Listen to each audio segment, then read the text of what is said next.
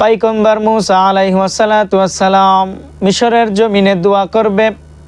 সকল মিশরবাসীদেরকে ডাক দেওয়া হলো। পয়গম্বর মুসা আলাইহিস সালাতু ওয়াস সালাম সকলকে বলা হলো মিশরের জমিনে বৃষ্টি নাই, জমিনগুলো ফেটে তামা তামা হয়ে গেছে, আল্লাহ পাকের কাছে দোয়া করতে হবে। পয়গম্বর মুসা আলাইহিস সালাতু ওয়াস সালাম আল্লাহর কাছে ডাক দিয়া বলে, ও দয়ার মালিক, তুমি তো সব জানো, দেখো অন্তর্জামিন, মিশরের জমিনে বৃষ্টি নাই। ও দয়ার মালিক, মিশরের জমিনে বৃষ্টি নাই, বৃষ্টি দাও। জমিনগুলো ফেটে তামা তামা হয়ে গেছে। ও দয়ার মালিক, মিশরের জমিনে বৃষ্টি দাও।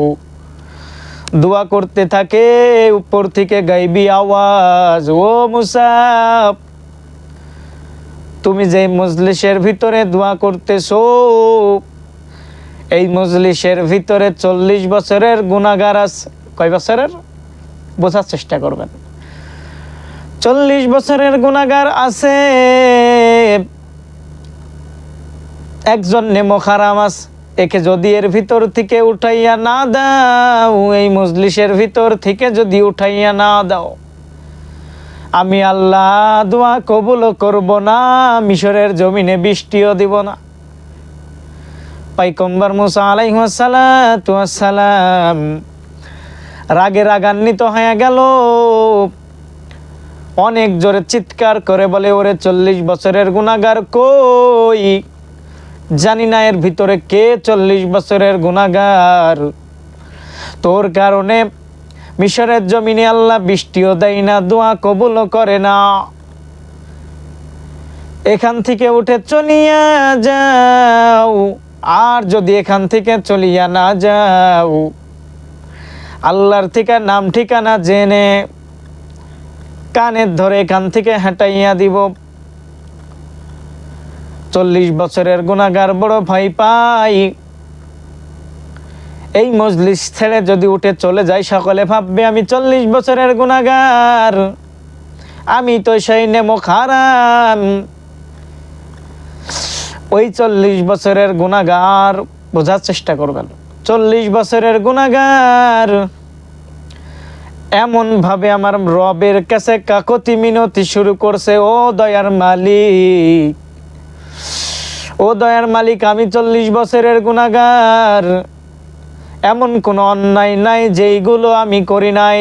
ও মালিক, ছেলে জানলে বাবা বলে স্বীকার করতো না, মেয়ে জানলে বাবা বলে স্বীকার করতো না, বিবি জানলে, আমার গুনার খাতাগুলো যদি আমার বিবি জানে, স্বামী বলে স্বীকৃতি দিবে না, চলে যাবে। আমার বাবা মা জানলে আমার সন্তানের পরিচয় দিবে না। গ্রামের লোক যদি জানে, মিশরবাসী যদি জানে, আমাকে মিশর থেকে খেদাইয়া দিবে। ও দয়ার মালিক, খাঁটি নিয়তে তওবা করলাম, এই মজলিস থেকে খাঁটি নিয়তে তওবা করলাম।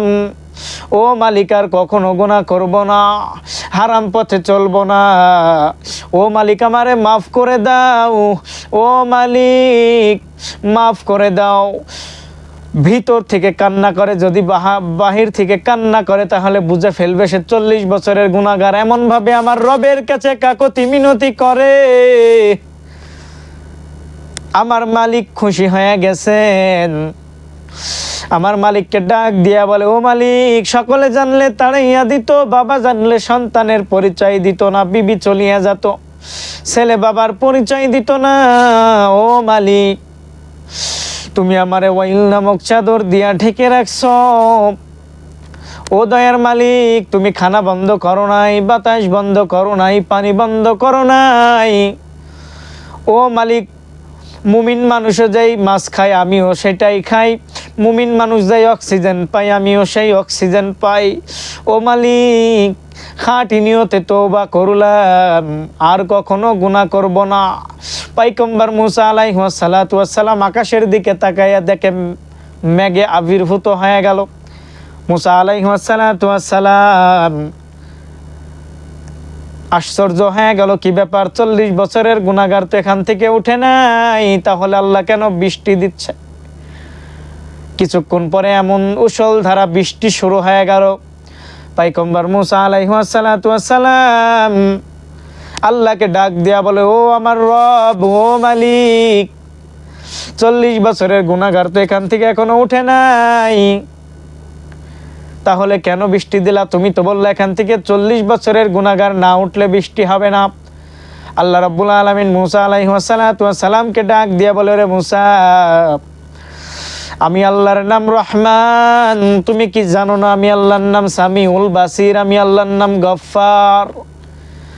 যার কারণে বৃষ্টি দেই নাই, আমি আল্লাহ তার কারণে আজকে বৃষ্টি দিলাম। তাহলে বোঝা গেল গুনাহ করার পরেও নিরাশ হওয়া যাবে না। সব হালতে আমার রবকে ডাকবেন, সব হালতে আমার আল্লাহকে ডাকবেন, সব হালতে আমার রবকে স্মরণ করবেন। আমার আল্লাহ আপনাকে মাফ করবে। কেন মাফ করবে না? দু চোখের পানি ছেড়ে দিয়ে আমার রবের কাছে তুমি দোয়া করো, আমার রব অবশ্যই তোমার দোয়া কবুল করবে।